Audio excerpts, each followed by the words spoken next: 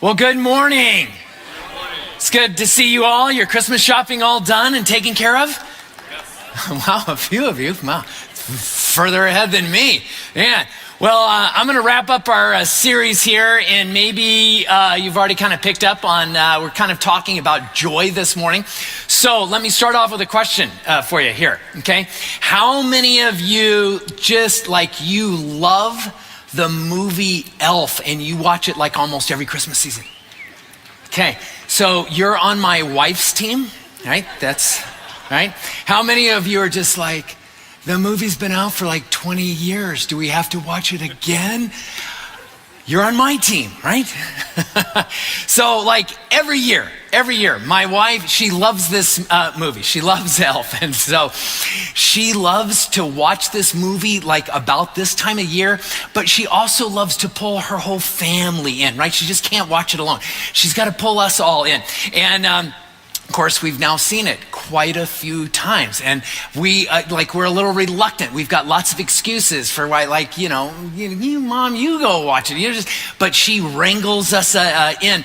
And a couple years ago, both my kids were living at the house, and my two adult children at the house, and Angie kind of finally wrangles us in, and we kind of all, almost like we're going to time out, right? We all walk in and okay, we're gonna do this, right? We go and we sit down and the movie starts playing, right? And Angie, of course, like she starts laughing, before the lines are even delivered, because she's got the whole movie memorized on this thing. And we're just like, okay, like we're doing this thing, I'm like, okay, we're going to do this for Mom, right? We're doing this for Mom. And there's this, but I've got to admit, there's like this endearing quality to Buddy the Elf. And if you've never seen the movie, you should go see it. I recommend it, right? He's got like this childlike quality. Right? He's this grown man or grown elf, whatever he is.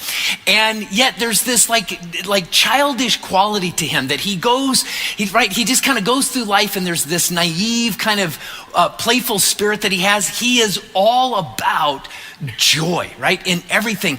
And he does it with such beautiful innocence in everything that he does. And that's part of what, makes it funny.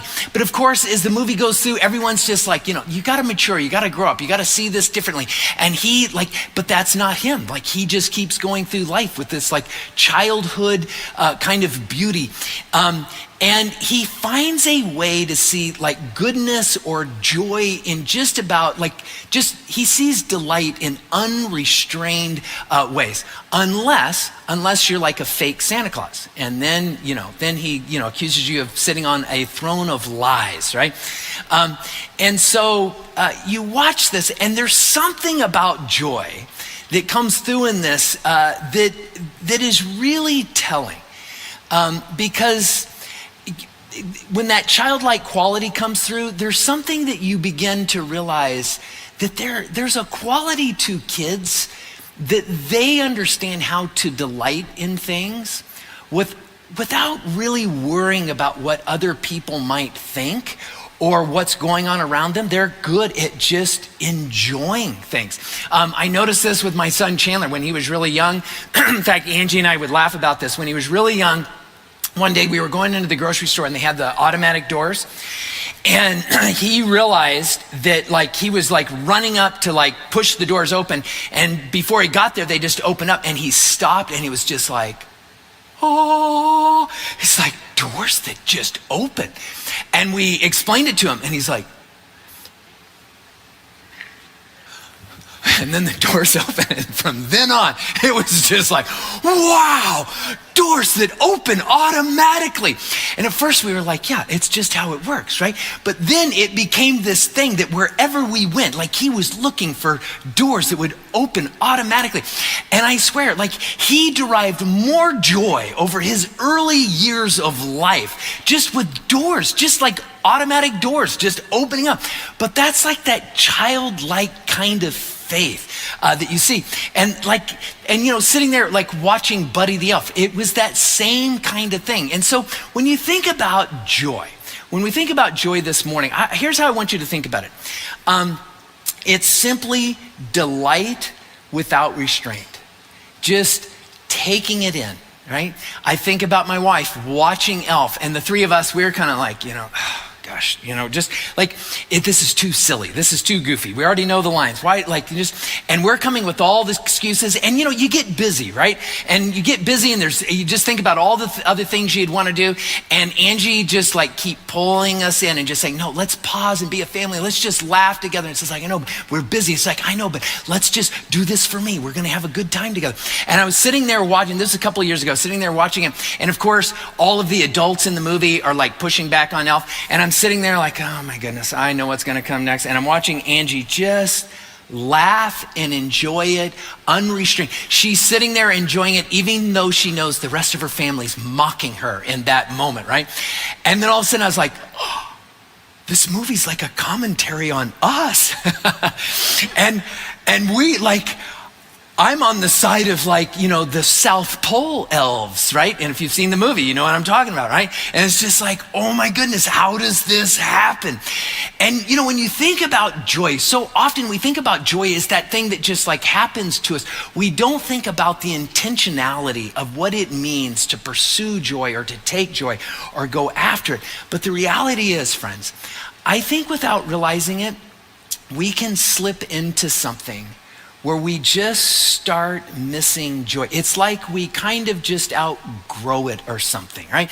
Chandler finally one day, finally outgrew the joy that he once experienced with those automatic doors. And it's like for us, it's like we can get so busy, we can feel the pressures and the hassles of life, and we can go through, and it's just like, okay, I got to get to the next thing. I've got to accomplish this. I've got to do this. And we can just begin to miss the experience of genuine joy. And so let me ask you, when's the last time you really genuinely experienced more than just a fleeting moment, but a moment you could savor of great joy? Maybe it was a moment where you were just laughing uncontrollably. Or maybe it was one of those special moments where you got to just sit back and savor what was happening. How long has it been since you've really, really got to experience genuine joy? Because here's the thing, we need that. Your soul needs that. My soul needs that.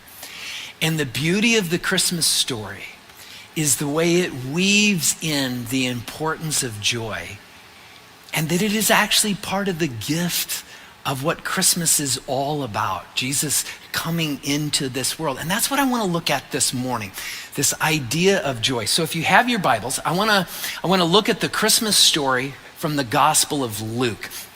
And I'm going to go ahead and read the whole first part of this story. The part I want to kind of break out some things from the text comes when we get to the shepherds in particularly. But I just want I want you to just see the story leading up to that. So Luke chapter 2, starting in verse 1, says this. In those days, Caesar Augustus issued a decree that a census should be taken of the entire Roman world. And this was the first census that took place under Quirinius, the governor of Syria.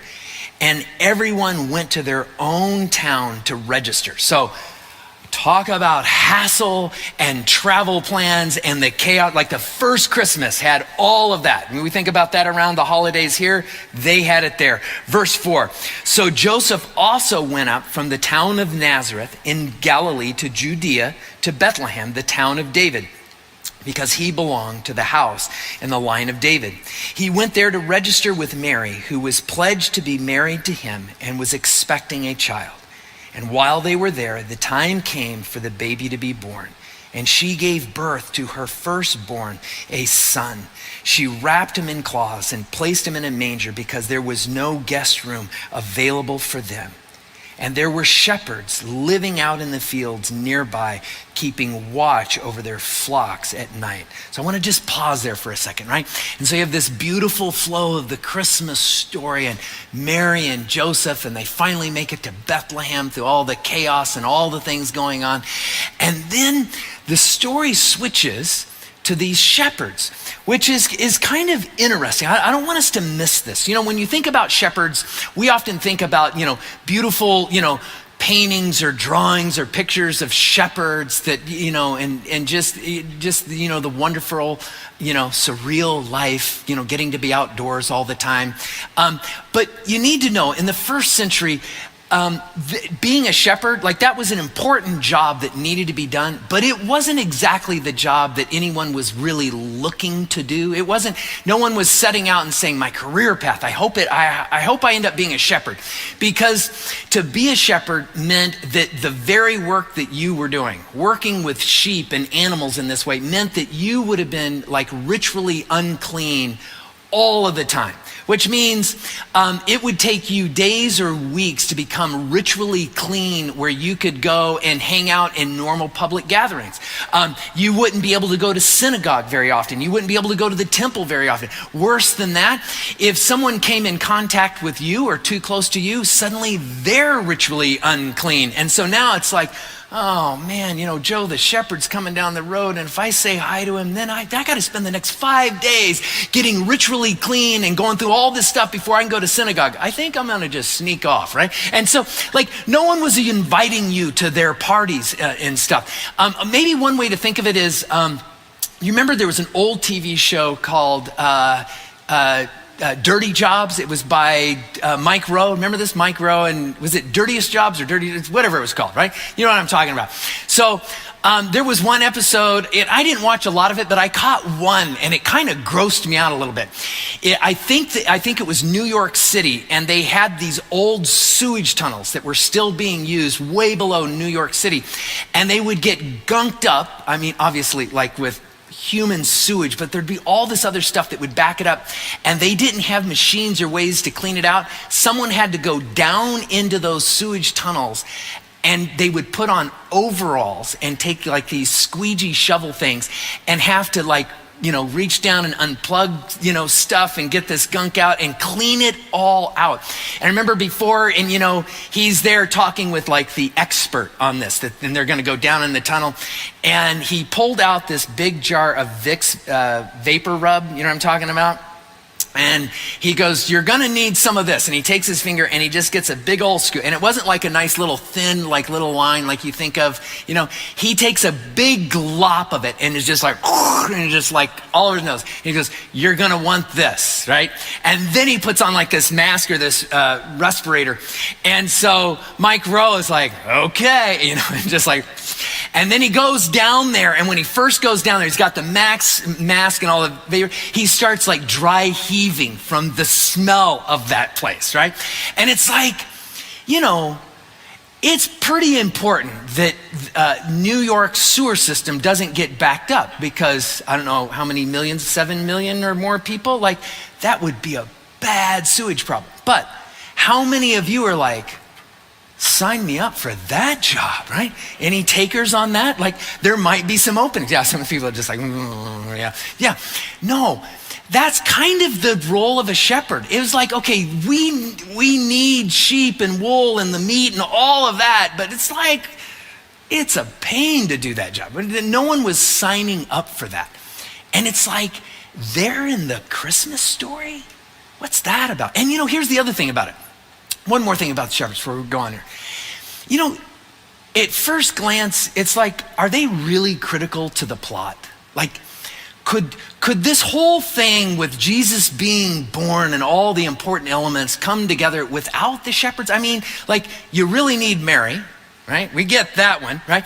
Joseph, right? Like, okay, we get Joseph and wise men and, but the shepherds, like, why? Like, the text doesn't say, right? Like we would get this, right? The text doesn't say, and that starry night, there were delivery nurses in an ER nearby, and an angel came to them and said, we want you to go help the Son of God to be born, right? We'd go, oh, okay, the delivery nurses, they fit in the plot in this thing. And the shepherds, it's like what's their part in it?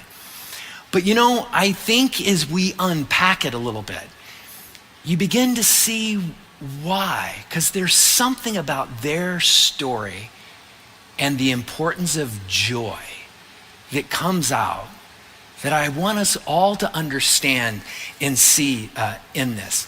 Because the reality is, there's something about their story what the angels say to them that pulls them in, that I think says something to all of us that lets us know. It has a way of like pulling us in. I want you to look back at the text. Look at verse 8 again, and we'll look at the story of the shepherds here.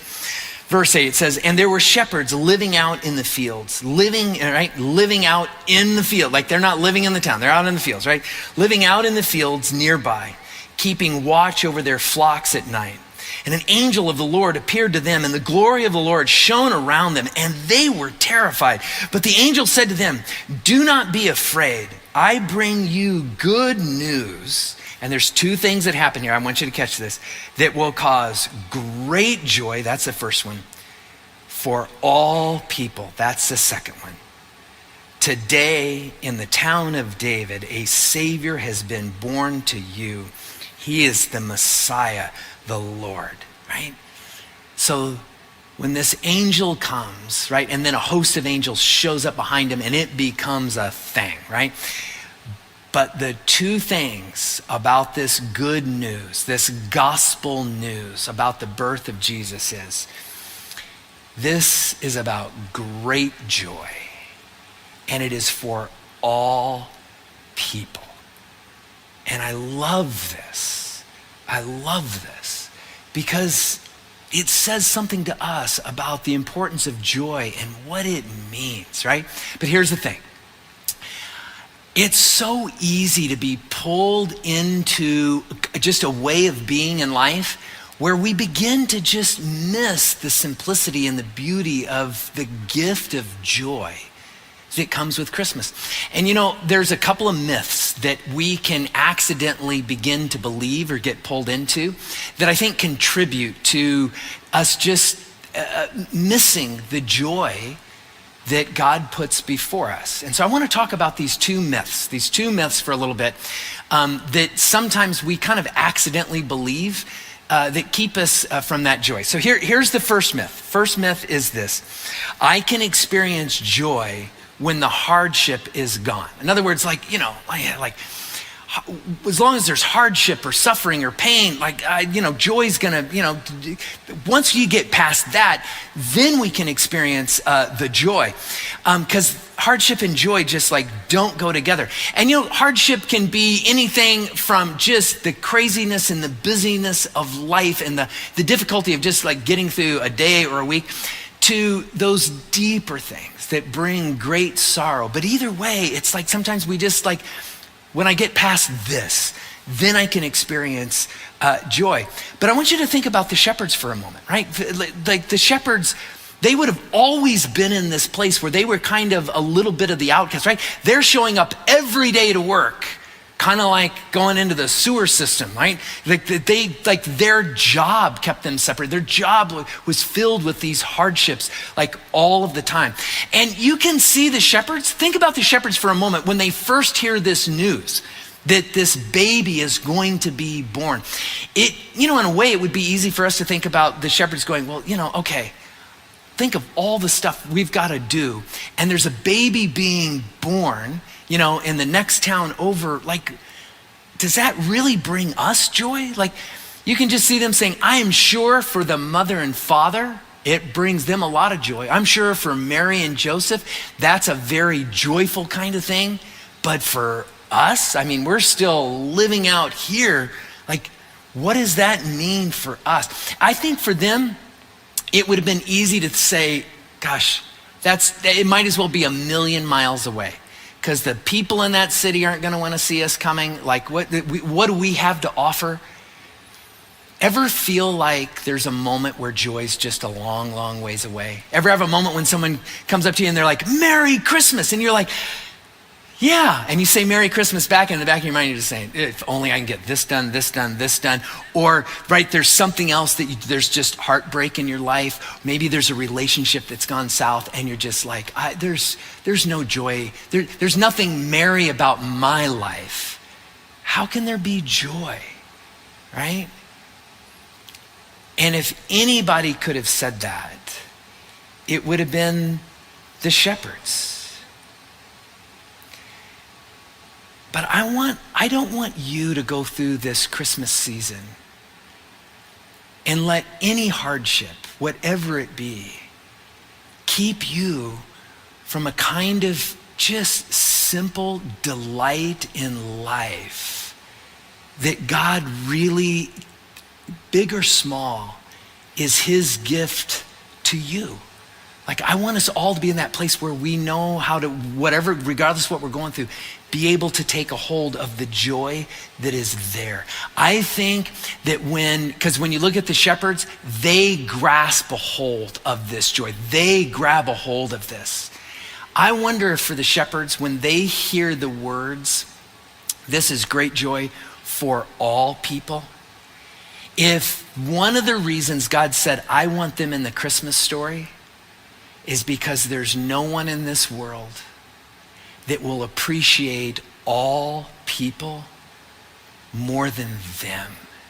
For them to hear the words, I'm included, that meant something to, but you know what it means for us? It means I'm included. It means you're included. And you're included. It means that there's nobody here that you're a part of all people. And there's something really good about that, right? So the first myth is like, right, if there's something hard going on, like, I've got to wait for that to get past before I experience joy. One more myth that I want to look at this morning, and it's simply this. Joy is childish, right? It's just, that whole joy thing, being funny and laughing at stuff and just, taking in the wonder of automatic doors. That's for kids, right? And we're going to grow up a little bit and become more mature and get past that. And I know for some of you, maybe you grew up in a home or an environment where you felt that even more. And some of you, maybe you didn't, but for some of you, boy, you heard it all the time, right? Don't get too excited, right? You get your work done, get this done, be organized. And it's just, and any moment where you started to just feel joy or cut up or get excited, it was always kind of tamped down a little bit. Just be mature. You need to grow up, right? And sometimes, right, you can go through that and hang on to that or believe that as you go into adulthood, and it's just kind of that joy thing that's like a childish thing. I remember I had a friend that lived in my neighborhood, and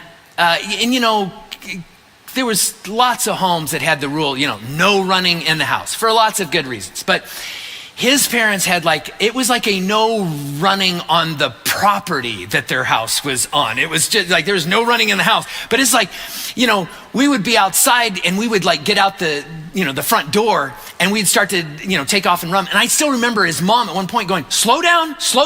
And I was like, okay. And all of his brothers and sisters, they learned how to do this walk run thing. It was just it was I'm walking, but I'm almost running, right? And it's just there was always a way around that. And even outside, and when I was a kid, I never thought about it, but now I think back and I'm just and why wouldn't we run outside? I don't know, but it was it was a thing, His parents were just dude, slow down, be calm, but it just always wanted to suck the joy out of it. But the beauty was, right, all the kids in that family, they still had their, they, as a kid, they couldn't be held back from it. And that's that quality sometimes that kids have that they bring. It's no, joy is too important. There's something that we need out of all of that. And I want you to see this in the story with the shepherds. Here, look at verse 15, because here's how the shepherds respond, right? They get this fantastic news. Here's how they respond. Verse 15, it says, when the angels had left them and had gone into heaven, the shepherds said to one another, and imagine the conversation they had. I'm sure we don't have the full conversation, but I'm sure it started off with what just happened, right? It's just, there was one angel and then a host of angels, and it's just like, whoa, right? So here's how they respond. Let us go to Bethlehem and see this thing that has happened, which the Lord has told us about. And then I love what is said next, verse 16. So they hurried off and found Mary and Joseph and the baby who was lying in the manger. And it's hard for us in English to really capture what's being said here in this moment on the front end. So some of you, your Bible may translate the beginning of that, and with haste, they went off to find Mary and Joseph. Others, they hurried along to find Mary and Joseph. So I love the Greek word here that describes this idea of with haste, or that they hurried up. The Greek word sounds a little like speedo. It's spudo, but it's like speedo, right? So they speedo, and this Greek word comes from, it was originated from a early Greek family that designed swimwear for the first Olympians. Not really. I just made that up. And you didn't, never mind. Anyhow, it literally means like with speed, right? Or to do something in a speedy fashion. It also carries the idea of doing something fast, but with like lots of energy, right? There's like energy in the reason this is going so fast. So it's the idea, like when you think about little kids that like just can't control themselves, and they're just like, oh, like we're gonna run out of the house. That's speedo or spudo, like however you want to pronounce it. It's this idea you're going to see at Christmas morning. If there's kids in your home, right? The way they are going to like, eyes open with all of this energy, and they're going to want to rush into where the tree is and the presents, because they can't wait to open the presents, right? And all the grown-ups are like, okay, let me get some coffee first. Like, why do we have to do this so fast, right? Let's get some coffee and some breakfast. And, we got to get the phone out so we can take pictures. And the kids are like, we don't care about coffee. We don't care about pictures. And there's just all of this energy, because they know, right? They know what's going to bring joy. They just want to turn loose on that. That's what's being described of the shepherds, friends. It is not the shepherds are like, well, what a spiritual moment we just had with those angels. Let's get our bags together and let's saunter into Bethlehem and go see this one. It's like, and they just, they take off running. And there's something about joy, right? That's filled with that kind of energy and that kind of beauty. So let me ask you this question. When is the last time you found yourself running with energy toward joy, with the excitement of a child? Right? Because that's, to understand Christmas is to understand that it comes with that kind of joy. Joy where shepherds, right, go tearing off with spudo to go find Mary and Joseph and this child and all that this means, right? It is just to take in, it is to delight in something in life without restraint. Like Buddy the Elf, who just says, I'm gonna enjoy this moment and I don't care what anybody else thinks. That's joy, when it's just like you get to delight in something, right? That's the thing we love about Buddy the Elf. Even when I'm sitting there like this, I'm just like, okay, I won't let Angie see me laughing, but that was kind of funny right there in that moment, right? And it's because if he feels like singing, he's going to sing, even if he sings poorly. And he doesn't care what other people think in that moment when he's singing. And there's this beautiful thing when there's something so rich and so beautiful, and it brings such goodness to you that you just say, I'm gonna take this in and enjoy this. And I don't care what other people would think in this moment. I don't care what other problems I have in this moment. I don't care if this is a little childish in this moment. There's a gift in this, see? That's joy. So let me just close out with a few simple applications about how to just make sure you don't miss the joy of this season. Because I want all of us to go through this season and not get through it. Ever have a Christmas season where you're just like, if I can just get through Christmas, right? If I can just get all the things done, right? I get that. I feel that. But don't let this Christmas season just be getting through it. Let this be a Christmas season where there are moments, many moments, where you get to just delight in the gift of what Christmas is all about. So three things, real quickly here. One, take joy. Joy it's not meant to just sit back and let joy come to you all the time. The shepherds, they act on it. They go and they take joy. They go and they search for Mary and Joseph in this. And here's how I would put this in a really practical way, especially just how you grew up, or maybe just what you struggle with. Give yourself permission, if you need to experience joy. And for some of you, that's gonna feel a little strange. You're gonna be like, well, that sounds weird. And it may be because you're good at giving yourself permission to experience joy.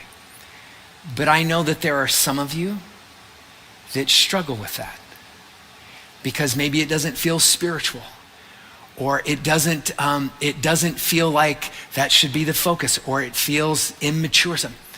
Give yourself permission. Give yourself permission to just delight in something that God has brought your way. Whatever the experience is, take joy. Because I promise you, there is joy for everyone. Because that's part of the promise of Christmas in this. Second thing, take joy in Jesus. And here's what I mean by this, right? The gift of Christmas, why we celebrate it, is God's gift of his own son into this world. And what a gift it is, right? To ponder and resonate in the beauty of what we have in Jesus. And here in the practical side, here's what I would say with this. Let Christmas make its way to you. Let the beauty of who Jesus is make its way into your heart and into your life, who he was and the things that he said. I want you to go back to the Christmas story. Look back at Luke chapter 2. Look at verse 14, because there is something that the angels say that we often miss in this. But it says this, verse 14, it says, glory to God in the highest heaven, right? They're glorifying God in some way. And then they say, I love this next line, and on earth, peace to those on whom his favor rests. Part of the gift of Christmas. For who? All people. This is available to all people. God's favor rests on you. And what it's describing here is this idea of God's favor. It includes the idea of his grace, his mercy, but it's not the normal word for grace or mercy here. The word that it captures it's what one experiences when someone, when you run into someone or someone comes into the room and you derive pleasure from just their presence being there. Ever have a moment where someone walked in the room and it just put a smile on your face? Is there, like, who's that person when they walk into the room, you're just like, oh, this is gonna be a great time, right? Or you're just happy to see them, right? What this is saying is, when you walk in the room, you bring pleasure to God. Think about that for a moment, right? So in a moment where where joy is being sapped away from you because, right? Think of all the different things. Maybe it's a struggle with sin. maybe there's some area of your life and your conscience, like you're struggling in your own conscience and you're struggling, like how to navigate. You feel stuck in it or something. And there's a part of you as you wrestle with that temptation of that sin, you just keep getting weighed down with like guilt or shame or something. The gift of Christmas is a Messiah who forgives you, who made his way onto a cross and through a resurrection so that there would be nothing that would keep you from him, right? Like that, like if you're struggling with a sense of guilt or take joy in this, even if you struggle more, it's to say, but I know this, whatever I'm struggling with does not keep me away from God because he likes you. It was his delight to forgive you, right? Let that bring joy to you. And let me say this, if you're here and you've never taken a step to become a follower of Christ, here's a great reason to, right? To trust your life to someone who would delight in forgiving you and making a way for you, right? Would let nothing come between you. Trust him. Start a relationship there. See, it's understanding that we serve a God who sees favor in us, which means his grace and his blessing wants to pour into our life. Let that bring joy into your life. One more thing, and it's this. Take joy to give joy. I love what happens and I won't read it right now, but what happens in the story of the shepherds is they go through this moment, right? They have the moment with the angels and there's like this kind of amazing promise. This is about great joy for all people, including you. And then they spoodle off, right? They go, and they go off and they actually find Mary and Joseph and they get to see the Messiah. What a moment. And then they go back to their fields silently and never speak of it again. No, the text says they start telling, they can't help it. They start telling people about it. And there's this kind of contagious joy that they have. And it says as they share their experience with people, other people are filled with this same kind of joy and awe that occurs. I think one of the most beautiful things that we get when we experience genuine joy in life that is a gift from God, it has a way of pulling other people in. It has a way of giving them joy. It has a way of helping them to see the joy that's around them.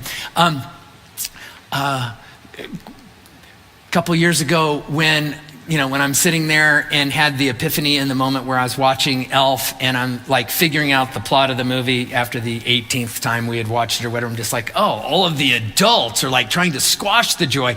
And it's Buddy the Elf that is like, keeps, hanging on to joy that can be had regardless of what other people think. And sitting there watching Angie laugh before each line is delivered, like she knows that he's gonna try and hug a raccoon and it's gonna go poorly. And she starts laughing before the raccoon even shows up. And then I start laughing and Chandler and Coley, we're all laughing, but we're laughing at Angie because she's laughing early. And it's just, and all of a sudden it's like this thing, next thing we get to the end of the movie and we're all laughing. We've derived more and don't let her know this, right? She's right. But I secretly actually like this because there's this thing of watching her derive so much joy from reliving this movie, 5 seconds before each scene happens. It's just this hilarious thing that happened. I get joy from that. The kids get joy from that. And there's like this contagiousness to it. Take joy so that you can give joy. Learn how to just delight in the gift of God himself coming and being here in this world with you in a way that lets you just love other people, that just gives them joy as well. And if someone can't handle your joy, just don't worry about it. Be like Buddy the Elf, okay?